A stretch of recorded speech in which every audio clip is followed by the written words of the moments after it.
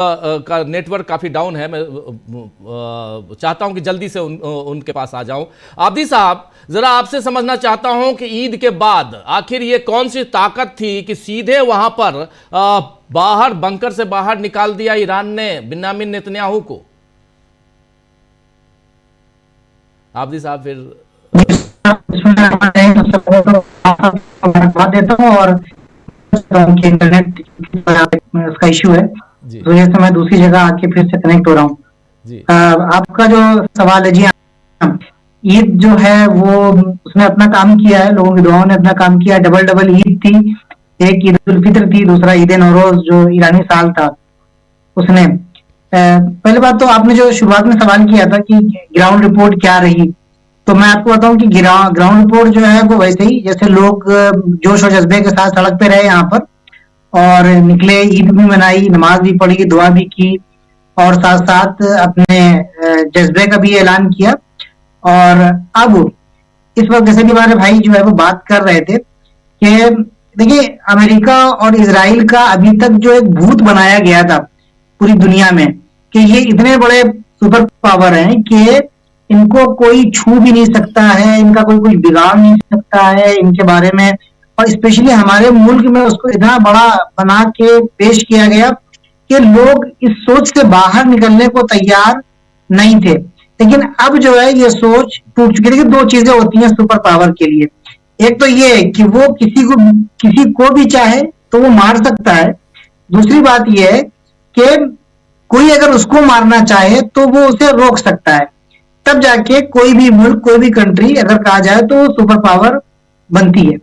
ये एक भ्रम था, ये एक गलतफहमी थी जो दुनिया वालों के जहनों में डाली थी, क्योंकि सिक्के का एक ही पहलू अमेरिका और इसराइल का लोगों ने देखा था और वो था जुल्म। जिसको भी चाहे मार दें, जिसको भी चाहे उठा ले जाएं, जिसको भी चाहे खत्म कर दें, जिसके ऊपर चाहे सैंक्शंस लगा दें, जिसके ऊपर चाहे जुल्म कर लें, जिसको चाहे दबा दें, कुचल दें। ये एक पहलू था। दूसरा पहलू उन्होंने कभी सोचा नहीं था और इन्होंने भी कभी देखा नहीं था कि कोई हमको भी आकर मार सकता है, कोई तरीका से मार सकता है कि हमारे पास बचने का रास्ता नहीं होगा। इन्होंने सोचा था कि हमने बड़े आयरन डोम लगा लिए हैं, हमारे पास थाड है, हमारे पास बंकर्स हैं, अगर ये मिसाइल आ भी जाती है तो हम वहां जाकर छुप जाते हैं। लेकिन ईरान ने जो भ्रम तोड़ा है, ईरान ने जो आके एक गलतफहमी को खत्म किया है कि नहीं, अगर आप ये सोच रहे हैं कि आप किसी को मार के चले जाएंगे और कोई आपको जवाब नहीं दे सकता है, तो ये आप पहले मजा चखिए। आपने जो गज़े में लोगों को मारा था, मजलूमों को मारा था, आयतुल्ला शहीद इमाम खामेनी ने 4-5 साल पहले एक बहुत ही मशहूर उनका जुमला ईरान में यहाँ पर कहा जा रहा है, मैं उसको पर्शियन में कह के तर्जुमा कर देता हूँ। उन्होंने ईरान को, अमेरिका को बहुत ही खुले लफ्जों में ये चेतावनी दी थी। पर्शियन में उन्होंने कहा था कि दौरान बेजन व दर्रो गुज़श्ते मीज़नी मीखुरी, के मार के निकल जाओ, ये वाला जमाना खत्म हो गया, अभी मारोगे मार खाओगे, ये उसूल हो गया है। अब आप ये देख लीजिए, अभी तक की जो जितने भी हमले हुए हैं अमेरिका की तरफ से, एग्जैक्टली वैसे ही हमले ईरान जो है वो कर रहा है अमेरिका और इसराइल के लिए। और पहले कह दिया था कि तुम्हारे खाड़ी देशों में, तुम्हारे वहां पर अमेरिका में नहीं मारेंगे, यहाँ पर जहां पर भी तुम्हारे इंटरेस्ट है हम हर जगह पर तुमको मार मार के खत्म करेंगे। और हमारा मकसद ये है कि तुम यहाँ से अपना बोरिया और बिस्तर समेटो और निकल जाओ। यही बात उन्होंने इजराइल के लिए भी कही थी। इजराइल से कहा था कि उन्होंने कहा कि हम तुम्हारे न्यूक्लियर प्लांट के ऊपर मारोगे। नतंज के ऊपर उन्होंने मारा, लेकिन अभी तक कोई खबर नहीं कि क्या नुकसान हुआ, क्या हुआ, कुछ भी नहीं। डैमुना के ऊपर जो मारा है, जो डैमुना इनका जो है वो एक बस्ती है जहाँ पर इनका न्यूक्लियर प्लांट है, इन्होंने वहां से 10 किलोमीटर पहले मारा है, उस जगह के ऊपर मारा है जहां पर न्यूक्लियर साइंटिस्ट होते हैं और वहां पर रिसर्च सेंटर है। बिल्कुल वैसे ही जैसे 12 दिनों वाली जंग में वाइजमैन के ऊपर मारा था इन्होंने, वैसे ही उस जगह के ऊपर मारा है। अब ये छुपाते हैं कि हमारे 20 लोग जो है वो जख्मी हो गए, फला हो गए। इतना बड़ा 2 मिसाइल हिट किए हैं इन्होंने, एक अराज के ऊपर और एक आपके दिमुना के ऊपर, और दोनों ही जाके सक्सेसफुली हिट किए हैं और बहुत बुरी तबाही की है। उस तबाही की दलील अगर देखना है तो ये नेतन्याहू बिल से बाहर निकल आया है। जी जी, बिल्कुल बिल्कुल, वही मैं कह रहा था कि आखिर ये कौन सी ताकत कि एक तरफ वो अमेरिका धमका रहा है ईरान को, 48 आवर्स का आपको वहाँ से वो कह रहे हैं कि 48 घंटे में हॉर्मुज खोल दो, साफ कर दो, वरना हम आपके जो पावर सप्लाई है उन सबको ख़त्म कर देंगे। लेकिन दूसरी तरफ एनर्जी सप्लाई की बात, और दूसरी तरफ ईरान है वो ताबड़तोड़ हमले कर रहा है। तो कौन सी स्ट्रेटेजी है यहाँ पे? क्या अमेरिका की इन धमकियों से ईरान अब बिल्कुल बाहर हो चुका है, ईरान को अब इन धमकियों का कोई असर नहीं हो रहा है ये माना जाए, या ईरान यहाँ पर बहुत ज़्यादा पावरफुल हो चुका है? आप चूंकि ईरान में हैं इसलिए आपसे समझना चाहता हूं कि आखिर ईरान की ताकत क्या है। आब्दी साहब, देखिए यहाँ पर दो तीन बातें आपने कही, मैं उसका शॉर्ट में जवाब देता चलूं। पहली बात तो ये कि जो ट्रंप है ना, उसका 48 घंटा जो है, हमारा 48 घंटा 2 दिन का होता है, उसका 48 घंटा कई दिनों का है। ठीक है, कई मतलब उसने घंटों की जो है वो धमकियां दी हैं। ठीक है, दूसरी बात, ट्रंप जो है वो कौन सा नशा करता है, ये अभी तक, ये भी एक रिसर्च का मतलब जो है वो पहलू है कि रिसर्च करना पड़ेगा ये कौन सा नशा करता है, ये किस दुनिया में रह रहा है। ये कह रहा है कि हमने इनकी आर्मी को डिस्ट्रॉय कर दिया, हमने उनकी नेवी को डिस्ट्रॉय कर दिया, हमने उनकी मिसाइल फैसिलिटीज डिस्ट्रॉय कर दी, हमने जो है वो उनका सब कुछ यानी न्यूक्लियर प्लांट जो है वो खत्म कर दिया। लेकिन जैसे ही वो ये कहता है, चंद घंटों के बाद उनका F-35 ईरान गिरा देता है, उस पर हमला कर देता है, उसको बुरी तरीके से बर्बाद कर देता है। ठीक है, जैसे ही वो कोई ऐसी धमकी देता है, उसके फौरन बाद ईरान उसको कोई एक जवाब दे देता है। तो देखिए यहाँ पर मैं आपकी खिदमत में अर्ज करूं राजीव जी, कि ईरान की जो असल ताकत है ना, हथियार नहीं है खाली, ईरान की असल ताकत उसकी आवाम है, ईरान की असल ताकत उसकी आइडियोलॉजी है, ईरान की जो असल ताकत है वो उसका वो लाइन है कि जो वो लेके चल रहे हैं शुरू से। और वो क्या है, वो ये है कि हमको जुल्म बर्दाश्त नहीं है, ना हम जुल्म करते हैं ना ही हम जुल्म सहते हैं। और इस्लामिक आइडियोलॉजी खुली हुई है कि ना जुल्म बर्दाश्त करो ना तुम जुल्म सहो। अब इस जुल्म बर्दाश्त करने और जुल्म सहने वाली जो आइडियोलॉजी है, इसमें शहादतें होंगी, इसमें जाने जाएंगी। एक और जो इस्लामिक आइडियोलॉजी है वो ये कि दुश्मन अगर जुल्म कर रहा है तो दुश्मन के लिए अपने वाइदु मस्ततालहुम मिन कुव्वा, ये आयत है कुरान की, कि अपने आप को तो मुकम्मल तौर पर, कंप्लीट तौर पर आमादा और तैयार रखो, दुश्मन से किसी सूरत तुम नीचे मत रहो। आयतुल्लाह खामनाई ने जो अपने जो हुकूमत के लोग हैं उनसे एक बात कही थी, उन्होंने कहा था कि हुकूमत से डरने, दुश्मन से डरने की जरूरत नहीं है, तुमको डरना है अपने कैलकुलेशन से, अपने गलत कैलकुलेशन से। अगर तुम गलत कैलकुलेशन करोगे तो दुश्मन तुमको मार के चला जाएगा, दुश्मन तुमको पस्त कर देगा। तो अभी यहाँ पर जो ईरान है उसका कैलकुलेशन अल्हम्दुलिल्लाह बहुत अच्छा है, वो पूरी स्ट्रेटेजी के साथ जंग लड़ रहे हैं, प्लस उनके पीछे जो चीज है और जो अमेरिका और इसराइल के साथ नहीं है वो उनकी आवाम का साथ है। आवाम मैं रात में 1 बजे तक सड़क के ऊपर था, मैं बाहर था, लोग मजमा जो है वो सड़कों के ऊपर ईद भी मना रहा है और ऐलान भी कर रहा है। उनका एक ऐलान है कि मीजनी व खूब मीजनी, बेजन के खूब मीजनी, कि तुम मारो और तुम बेहतरीन तरीके से मार रहे हो। जैसे जैसे इनको खबरें मिलती हैं कि आज ईरान ने ये, ईरान का अचीवमेंट ये रहा है, फला जगह के ऊपर दुश्मन की फला फैसिलिटी को डिस्ट्रॉय किया है, वैसे वैसे जो मुल्क की आवाम है, जो उनकी असली ताकत है, वो आने के बाद कहती है कि आपका बहुत बहुत शुक्रिया ईरानी आर्मी, ईरानी सिपाह, आपका बहुत बहुत शुक्रिया कि आपने ये काम किया है। तो राजीव जी कहने का मतलब ये है कि एक तो इन्होंने अपने आप को तैयार किया, 20 साल से जंग के लिए तैयार किया, स्ट्रेटेजी तैयार की, प्लानिंग के साथ काम कर रहे हैं। उधर जो बात थी उनका मिस कैलकुलेशन था, उन्होंने ईरान को कम आका और ईरान को ये समझा कि ये वेनेजुएला और क्यूबा और इस तरह की छोटे छोटे ममालिक की तरह है। अभी ये बुरी तरीके से फंस चुके हैं।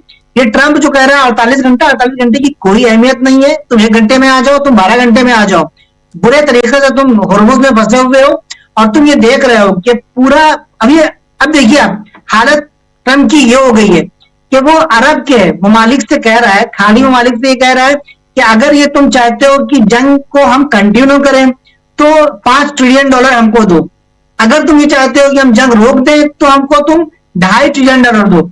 यानी अब ये बात आ गई है पैसे की, कुल मसला फंसा हुआ है इनके इंटरेस्ट का यहाँ के ऊपर। और ये आप समझ लीजिए कि ईरान किसी भी सूरत, चाहे वो हुर्मुज की बात हो, चाहे वो प्लांट्स के ऊपर हमले करने की बात हो, चाहे वो किसी भी तरीके की बात हो, ईरान झुकने वाला नहीं है। और ईरान अगर ये जंग बंद करेगा तो अपने शराइत के ऊपर और अपनी कंडीशंस के ऊपर बंद करेगा। और उनकी पहली और सबसे बड़ी जो कंडीशन है वो ये है कि अमेरिका को इस रीजन से बाहर निकलना पड़ेगा, क्योंकि इस रीजन की जो खुशहाली है, इस रीजन का जो पनपना है, जो तरक्की है, वो इस बात के ऊपर डिपेंड करती है कि इसका फैसला यहां वाले खुद करें। ना इजराइल यहां का है, ना ही अमेरिका यहां का है। ये लोग बाहर निकले, हम अपना फैसला खुद करेंगे, हम आपस में दोस्त हैं और खुद से तरक्की अब हम खुद तय करेंगे। तंगे हुर्मुज जो है, स्टेट ऑफ हुर्मुज जो है, वहां से किसे गुजरना है, अगर मिस्टर राक्ची ने कहा फॉरेन मिनिस्टर ने कि अब हम तय करेंगे वहां से किसे गुजरना है, वहां से किसे नहीं गुजरना है, किसको देना है, किसको नहीं देना है। क्योंकि स्टेट ऑफ हुर्मुज की वजह से इतना ज्यादा अब पूरी दुनिया परेशान, न खाली तेल और गैस की बात हो रही है, यहाँ से खाद्य पदार्थ जा रहे हैं, यहाँ से खाने पीने की चीजें जा रही हैं, हेलियम जा रहा है, यहाँ से चिप के लिए जो जिन चीजों की, जिन पदार्थ की जरूरत होती है वो चीजें जा रही है, वो सब की सब रुक चुकी हैं। तो इस वक्त सबसे ज्यादा जो नुकसान हो रहा है वो अमेरिका और यूरोप का हो रहा है।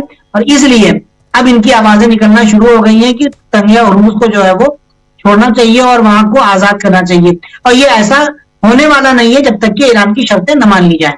जी, लेकिन ये पहली तस्वीर, ये जो हम लोग देख रहे हैं अभी तक, ये 23 दिनों में 23 डेज हो गए इस जंग के, और इसमें पहली ऐसी तस्वीर आई है जो ईरान से आई है, जहां माफ़ी चाहूँगा, इजराइल से आई है, जहां ईरान ने हमला किया, मिसाइलें दागी, ड्रोन दागे, और उसके बाद, और ये दूसरी तस्वीर वहीं इजराइल की है जहां पे मिनिस्टर को, वहां का जो नेशनल सिक्योरिटी मिनिस्टर है उसका विरोध हो रहा है, उसके खिलाफ यहाँ नारेबाजी चल रही है। काफ़ी देखिए कितना नाराज दिख रही हैं ये सिक्योरिटी गार्ड जो हैं, सिक्योरिटी वाली जो कर्मचारी हैं उनकी, वो काफ़ी नाराज दिख रही हैं। ये सब कुछ दिख रहा है। ये पहली, इससे पहले कोई तस्वीर नहीं आई थी। ये तस्वीर जब इंडिया में हम तक हैं तो ये तस्वीर आप तक भी होंगी उधर ईरान में। इसके और क्योंकि इससे पहले कोई तस्वीर ऐसी आती नहीं थी। बंकर में लोग हैं, कुछ बंकरों की तस्वीर आई थी, लेकिन उसके अलावा कुछ नहीं। और क्या ये जो शुरुआत में मैं कह रहा था कि जो बंकर से बाहर निकल के नेतन्याहू आ गए हैं, और यहाँ ये अभी तक इन 23 दिनों में पहली बार ये माना जाए कि ईरान ने उनकी दुखती रग पर हमला बोल दिया है। डिमोना पे हमला बोलना, अराग शहर पे हमला बोलना, इन सब के क्या मायने हैं? इससे कितना हार्म यहाँ पे, और यहाँ से बाहर निकलना कितना मुश्किल हो सकता है, या ये आसान है ऐसे जैसे कि ईरान के ऊपर कई हमले हुए इजराइल की तरफ से, अमेरिका की तरफ से, वैसे ही ईरान ने इनके ऊपर हमला कर दिया है और ये झेल लेंगे, आगे फिर बढ़ेंगे? ऐसा दोनों देशों में फर्क क्या है, जरा ये समझाइए। देखिए, दोनों देशों में फर्क ये है कि अभी तक ईरान के ऊपर ये हमला कर रहे थे, इन्होंने कभी मजा नहीं चखा था। सबसे बड़ी बात तो ये है, यहाँ पर इन्होंने गज़ा में मारा, लोगों को जो है वो बेरहमी के साथ कुचला, इन्होंने लुबनान में कुचला, इन्होंने ईरान के ऊपर हमला किया। अभी तक इन्होंने ये वाला जो मजा होता है ना, मार खाने वाला मजा, वो मार खाने का जो असर होता है ना, वो जो तकलीफ होती है, वो इन्होंने बर्दाश्त नहीं की थी। क्योंकि इनको भी ये जहन में कहीं ना कहीं बैठा हुआ था कि हमारा कोई कुछ बिगाड़ नहीं सकता है, हमारा कोई कुछ खराब नहीं कर सकता है। ये जब इंसान को ये वाला ओवर कॉन्फिडेंस हो जाता है, तब वो ये सोचने लगता है कि मतलब अब हम जो चाहें कर लें। लेकिन जब पढ़ने लगती है अपनी तरफ से, जब मार खाने लगते हैं, तो फिर खरबली मचती है।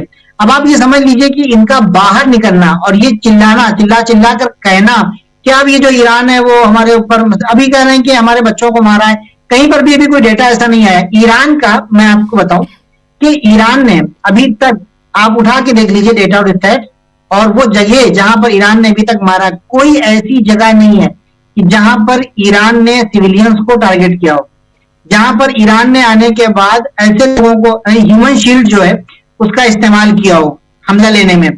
आप देखें कि जब इन्होंने मारा अभी देमुना में, चाहते तो 10 किलोमीटर और आगे बढ़ के देमुना का जो इनका न्यूक्लियर प्लांट है वहां पर मार सकते थे, लेकिन इन्होंने उससे पहले उस जगह को मारा जो जहां पर इनके साइंटिस्ट होते थे, जहां पर इनका रिसर्च सेंटर था।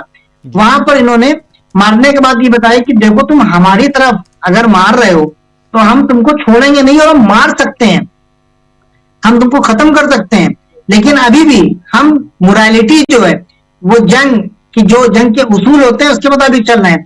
इन्होंने ईरान के पानी वाला जो प्लांट था उसके ऊपर 32 गांव पानी से जो है वो जिसे कहते हैं महरूम हो गए।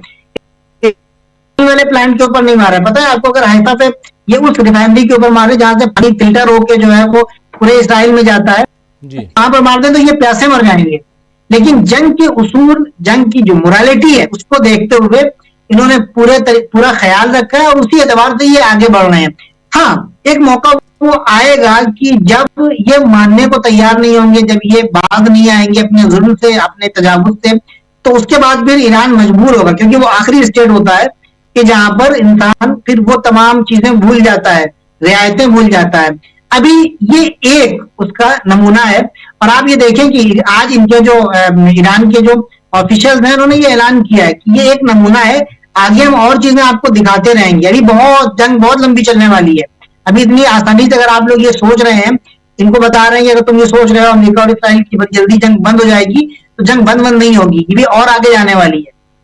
ये जंग और आगे जाने वाली है, आप बता रहे हैं। इस बीच इजराइल के प्रधानमंत्री ने कहा है कि हम ईरानी सरकार और IRGC पर हमला करेंगे, हम उनके हर एक नेता, उनके ठिकानों, उनकी आर्थिक संपत्तियों पर हमला करेंगे, हम उनसे जुड़े हर एक पर हमला करेंगे। आप लोग अपनी जनता को कह रहे हैं आप लोग लापरवाह ना हो और मिसाइल अलर्ट यानी सायरन बजने के साथ ही तुरंत ही आप शेल्टर में बंकर में जाएं, ये कह रहे हैं बिन्यामिन नेतन्याहू अपने देश के आवाम को, वो ये बात कह रहे हैं। लेकिन यहाँ पे ये साफ दिखाई दे रहा है कि हमला ईरान ने बड़ा तगड़ा किया है। लेकिन एक बात बताइए, इसी बयान में उन्होंने ये भी कहा है कि ईरान के पास अब वो बैलिस्टिक मिसाइलें हैं जिससे वो लंदन, पेरिस और बर्लिन पर हमला कर सकता है।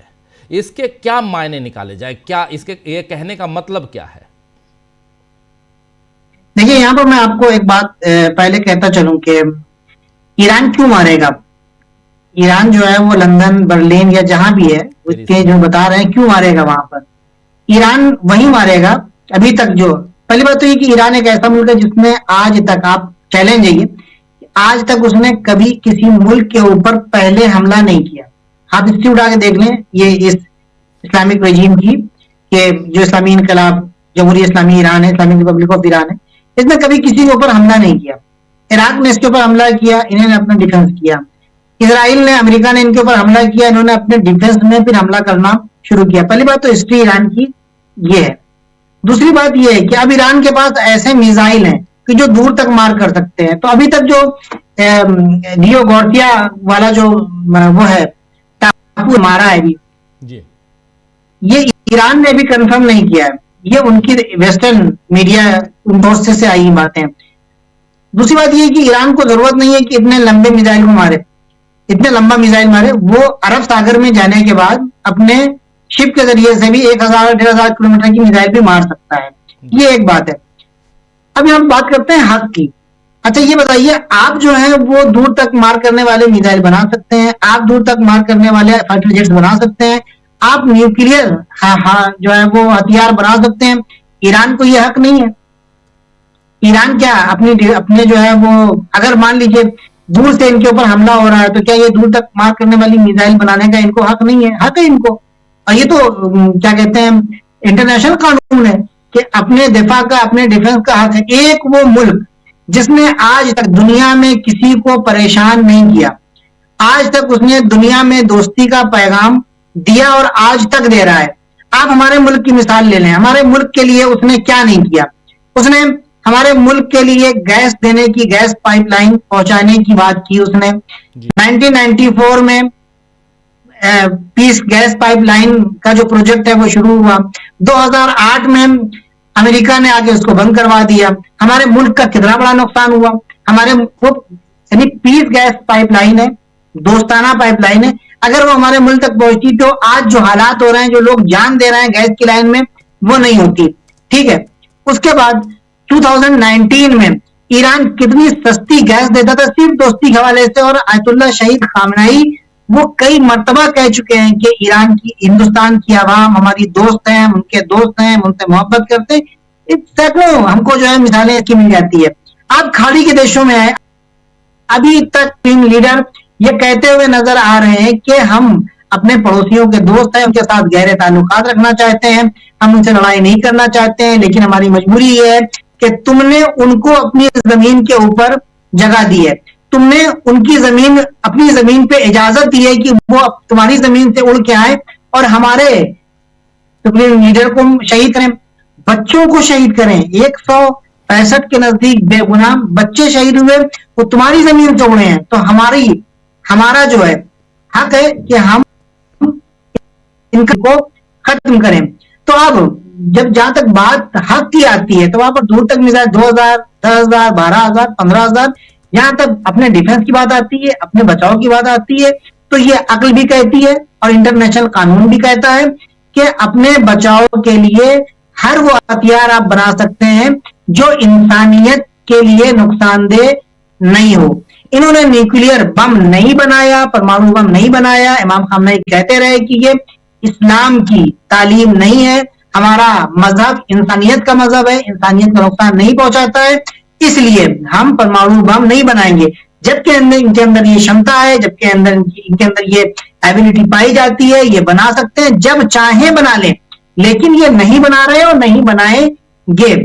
लेकिन जब इनके ऊपर हक की बात आती है, इनके डिफेंस और दिफा की बात आती है, तो जाहिर सी बात है ये मिसाइल बनाना। अब ये नेतन्याहू जो है वो डराने की कोशिश कर रहा है कि देखो ये तरीका क्या है कि वो ये चाह रहा है कि इन ममालिक को, नेटो के ममालिक जो अभी कल निकल के भाग गए हैं, इराक से भी निकल गए हैं, और उन्होंने आके यूरोपियन क्या कहते यूनियन ने भी और नेटो के ममालिक ने भी ये बता दिया है कि ये जंग हमारी नहीं है, हम इसमें शरीक होने वाले नहीं।